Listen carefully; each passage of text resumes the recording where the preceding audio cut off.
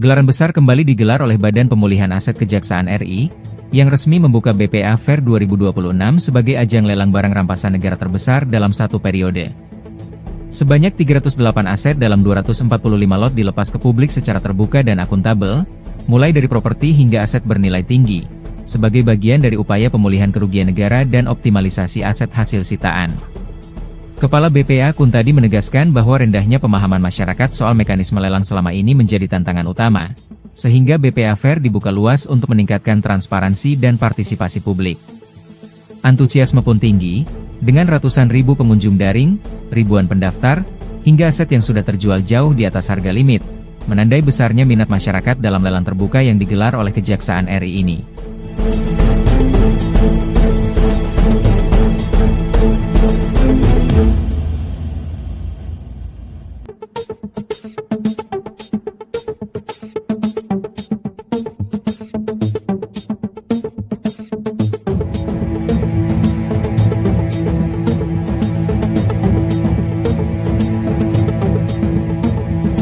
Diarahkan ke tombol di hadapan Bapak dan Ibu sekalian. Untuk prosesi ini, izin saya akan pandu dalam aba-aba saya. Dalam hitungan mundur. 3, 2, 1.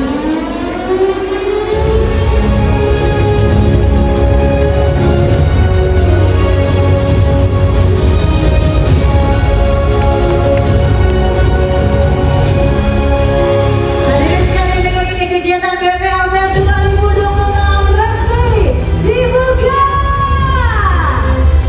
Tepuk tangan yang paling meriah. Terima kasih. Rekan-rekan, izinkan kami mewakili Direktur Jenderal Kekayaan Negara. Yang sama-sama kita hormati Bapak Wakil Menteri Investasi, Bapak Todo II Masaribu ST.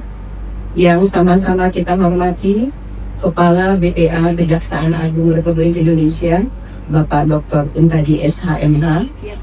Yang sama-sama kita hormati Jaksa Agung Muda Menawas, Jamwas Kejaksaan Agung RI, Bapak Dr. Rudi Margono SH MHum.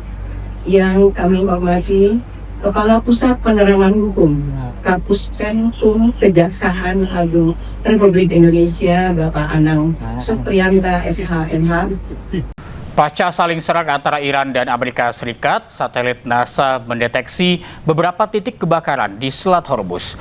Namun militer Amerika Serikat membantah 3 kapal perusak mereka tidak mengalami kerusakan.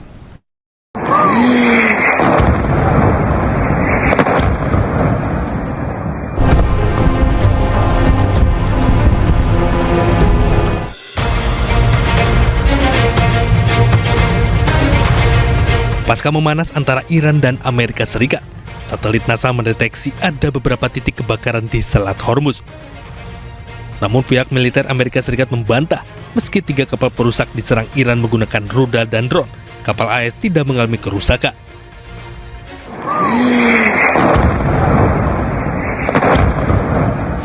Sebelumnya ledakan hebat terjadi di sejumlah wilayah di Iran tadi malam. Iran menuding Amerika Serikat dan sejumlah negara menyerang wilayah pelabuhan di Qesem dan Bandar Abbas.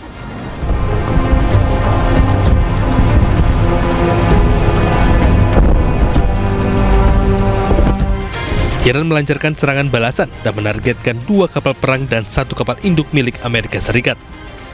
Rentetan senjata terlihat melakukan pencegahan terhadap serangan balik dari militer Iran. Amerika Serikat ancam akan meluncurkan serangan nuklir ke Iran jika Iran tidak segera sepakati perjanjian damai. Namun juru bicara Kementerian Luar Negeri Iran, Ismail Bagai, mengejek ancaman tersebut karena dianggap tidak sejalan dengan klaim Amerika Serikat menginginkan perdamaian.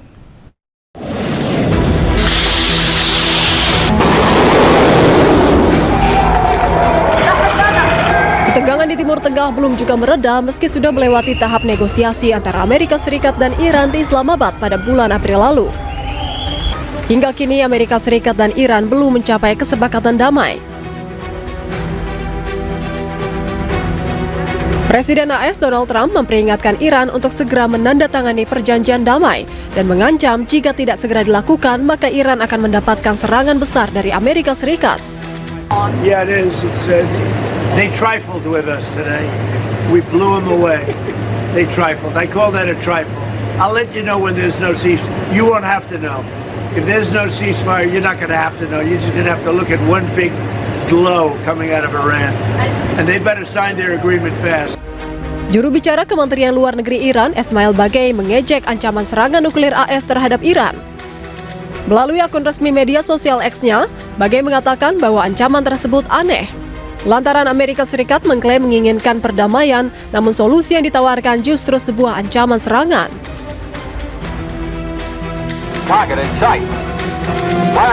Unggahan tersebut juga disertai cuplikan film satir anti-perang karya Kubrick asal Amerika tahun 1964, di mana film tersebut menceritakan tentang peluncuran serangan nuklir yang tak disengaja terhadap Uni Soviet dan berusaha dihentikan Amerika Serikat namun gagal.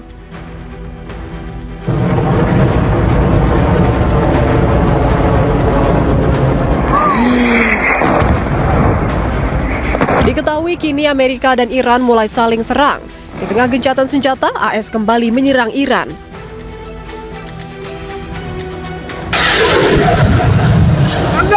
Dan militer Iran pun membalas serangan tersebut dengan rudal dan drone. Pemirsa, Iran merilis foto guru yang tewas di tragedi Minab Iran akibat serangan rudal Tomahawk Amerika Serikat. Serangan pada 28 Februari lalu juga menewaskan ratusan anak-anak sekolah.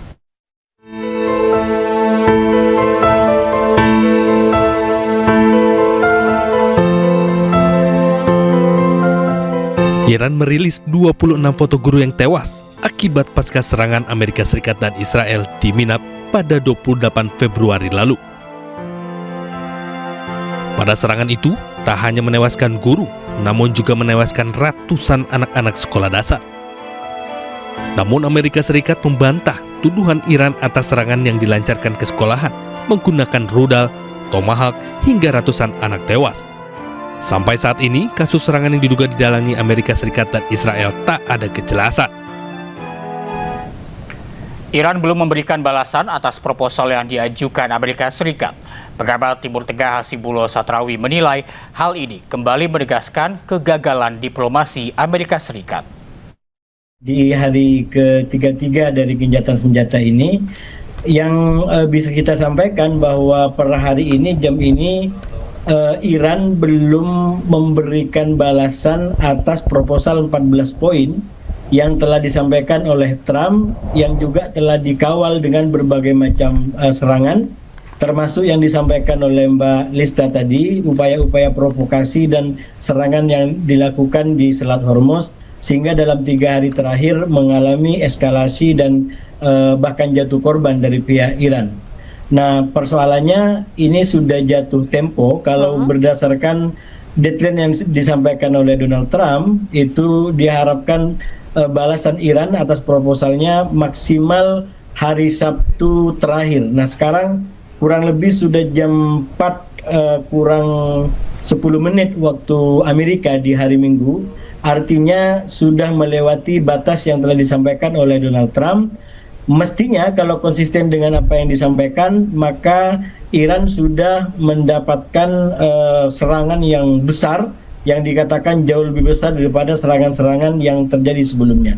Oleh karena itu, dengan adanya fakta paling tidak per detik ini, yaitu kurang lebih 3-4 jam dari jam 12 hari Sabtu terakhir waktu Amerika, dan belum ada